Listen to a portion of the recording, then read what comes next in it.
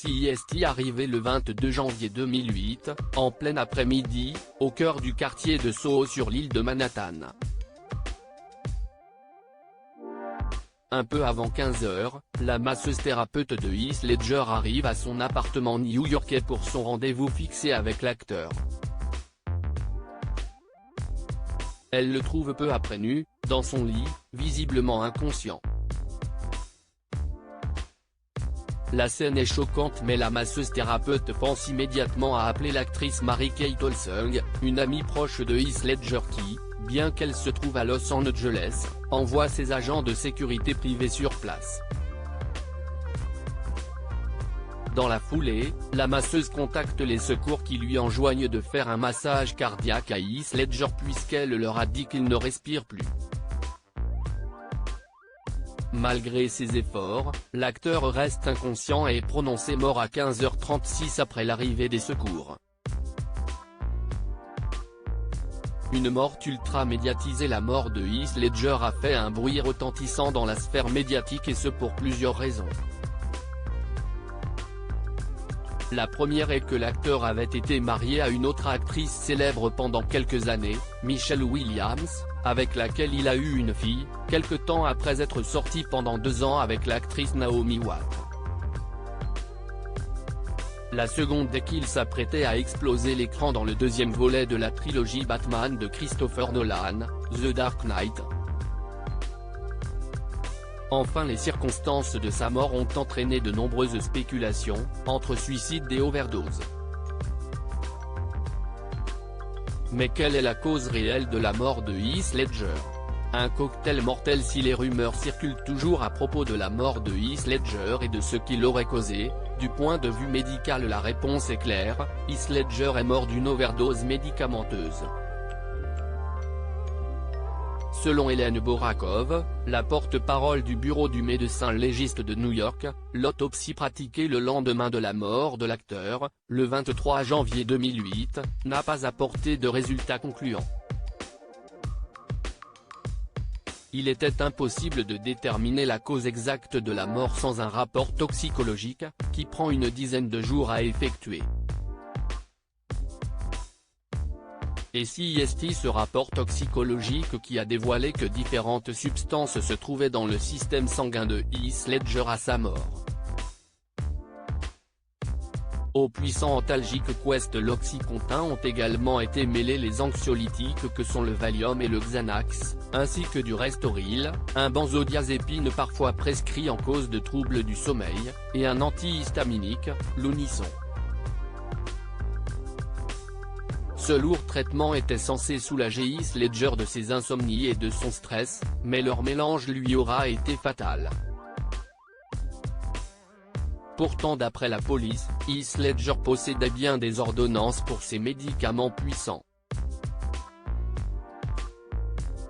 Cela ne les rend cependant pas moins dangereux, comme le père de l'acteur australien, Kim Ledger, l'a expliqué au New York Times. On a appris que la combinaison de tous les médicaments prescrits à notre fils lui a été fatale. Sa mort accidentelle doit servir d'avertissement à tous les dangers méconnus que provoque un mélange de médicaments prescrits, même à petite dose.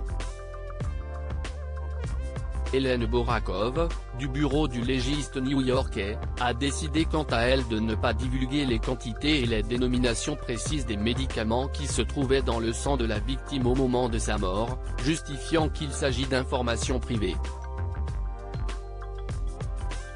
Elle a par ailleurs souligné, selon le New York Times, qu'un médicament précis n'est responsable de la mort de Heath Ledger.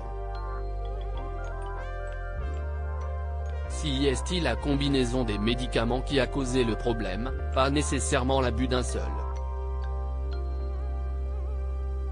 Ils ont un effet cumulatif sur le corps. Un réel accident ou une mort inévitable? Malgré les conclusions de l'autopsie et les propos de la famille de Heath Ledger, certains psychiatres se sont tout de même demandé si le rapport toxicologique n'était pas révélateur d'une autre maladie dont souffrait l'Australien. Selon eux, et selon le Dr Andrew Colodoni du Maimonides Medical Center de Brooklyn, il y a une possibilité pour que les médicaments aient été prescrits par différents médecins, et il est possible que leur prise combinée n'ait pas été une erreur. Parfois les patients prennent les doses prescrites et souffrent d'une overdose accidentelle, mais je ne pense pas que ça ait été le cas. Je pense que si est plus probable, quand quelqu'un meurt d'une overdose comme ça, cette personne souffrait d'une addiction. Un croyance en accord avec l'avis de plusieurs professionnels de la santé qui ont confirmé que la combinaison de ces médicaments prescrits pouvait en effet avoir des conséquences mortelles et qu'il était étonnant que la victime n'ait pas été mise au courant. En continuant à prendre ce traitement à long terme, Heath Ledger serait-il mort dans tous les cas? Si est un des mystères qui subsistent autour de sa mort, et ce n'est pas le seul. Selon la conclusion de l'enquête démarrée par la DEA, la Drug Enforcement Agency, il n'a jamais pu être déterminé d'où venaient certains des médicaments ayant contribué à la mort de Heath Ledger. Si Mary-Kate Olson a brièvement été impliquée en tant que possible fournisseuse, elle a aussi rapidement été innocentée. Le Joker responsable de la mort de Heath Ledger? Lors d'une interview avec le New York Times, Heath Ledger avait parlé de son personnage iconique du Joker dans The Dark Knight, en le décrivant comme un clown psychopathe, tueur en série, schizophrène avec zéro empathie.